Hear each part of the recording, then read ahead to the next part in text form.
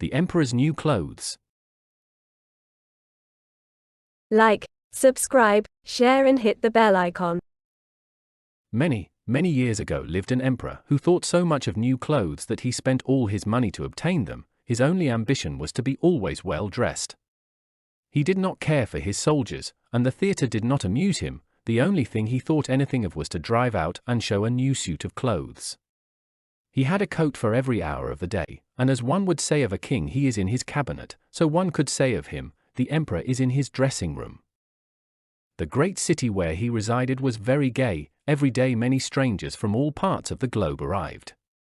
One day 2 swindlers came to this city. They made people believe that they were weavers, and declared they could manufacture the finest cloth to be imagined.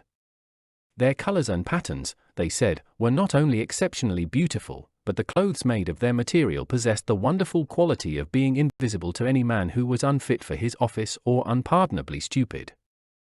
That must be wonderful cloth, thought the emperor. If I were to be dressed in a suit made of this cloth, I should be able to find out which men in my empire were unfit for their places, and I could distinguish the clever from the stupid. I must have this cloth woven for me without delay. And he gave a large sum of money to the swindlers, in advance, that they should set to work without any loss of time. They set up 2 looms and pretended to be very hard at work, but they did nothing whatever on the looms. They asked for the finest silk and the most precious gold cloth. All they got they did away with, and worked at the empty looms till late at night. The emperor thought it advisable to send somebody else first to see how matters stood. I shall send my honest old minister to the weavers, thought the emperor. He can judge best how the stuff looks, for he is intelligent, and nobody understands his office better than he. The good old minister went into the room where the swindlers sat before the empty looms. Heaven preserve us! He thought and opened his eyes wide. I cannot see anything at all, but he did not say so. Both swindlers requested him to come near, and asked him if he did not admire the exquisite pattern and the beautiful colors, pointing to the empty looms. The poor old minister tried his very best, but he could see nothing, for there was nothing to be seen. Oh dear, he thought, can I be so stupid? I should never have thought so, and nobody must know it. Is it possible that I am not fit for my office? No, no, I cannot say that I was unable to see the cloth. Oh, it is very pretty, exceedingly beautiful, said the old minister looking through his glasses. What a beautiful pattern, what brilliant colors! I shall tell the emperor that I like the cloth very much. We are pleased to hear that, said the 2 weavers, and described to him the colors and explained the curious pattern. Now the swindlers asked for more money, silk, and gold cloth, which they required for weaving. They kept everything for themselves, and not a thread came near the loom, but they continued, as hitherto, to work at the empty looms. Everybody in the whole town talked about the precious cloth. At last, the emperor wished to see it himself, while it was still on the loom. With several courtiers he went to the 2 clever swindlers, who now worked as hard as they could, but without using any thread. What is this? Thought the emperor, I do not see anything at all. That is terrible. Am I stupid? Am I unfit to be emperor? That would indeed be the most dreadful thing that could happen to me.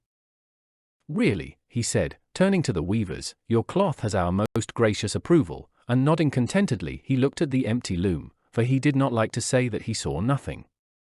All his attendants, who were with him, looked and looked, and although they could not see anything more than the others, they said, like the emperor, it is very beautiful. And all advised him to wear the new magnificent clothes at a great procession which was soon to take place. It is magnificent, beautiful, excellent, one heard them say. Everybody seemed to be delighted, and the emperor appointed the 2 swindlers imperial court weavers. The whole night before the day on which the procession was to take place, the swindlers pretended to work and burned more than 16 candles. People should see that they were busy finishing the emperor's new suit. They pretended to take the cloth from the loom, worked about in the air with big scissors, and sewed with needles without thread, and said at last, the emperor's new suit is ready now. The emperor and all his barons then came to the hall. The swindlers held their arms up as if they held something in their hands and said, these are the trousers. This is the coat. And here is the cloak. And so on. They are all as light as a cobweb, and one must feel as if one had nothing at all upon the body, but that is just the beauty of them. Indeed, said all the courtiers, but they could not see anything, for there was nothing to be seen. Does it please your majesty now to graciously undress, said the swindlers, that we may assist your majesty in putting on the new suit before the large looking-glass? The emperor undressed, and the swindlers pretended to put the new suit upon him, one piece after another, and the emperor looked at himself in the glass from every side. Indeed, said all the courtiers, but they could not see anything, for there was nothing to be seen. Does it please your majesty now to graciously undress, said the swindlers, that we may assist your majesty in putting on the new suit before the large looking-glass? The emperor undressed, and the swindlers pretended to put the new suit upon him, one piece after another, and the emperor looked at himself in the glass from every side. The master of the ceremonies announced that the bearers of the canopy, which was to be carried in the procession, were ready. I am ready, said the emperor. Does not my suit fit me marvelously? Then he turned once more to the looking-glass, that people should think he admired his garments. The emperor marched in the procession under the beautiful canopy, and all who saw him in the street and out of the windows exclaimed, "Indeed, the emperor's new suit is incomparable. What a long train he has! How well it fits him!" Nobody wished to let others know he saw nothing, for then he would have been unfit for his office or too stupid. Never emperor's clothes were more admired. But he has nothing on at all, said a little child at last. Good heavens!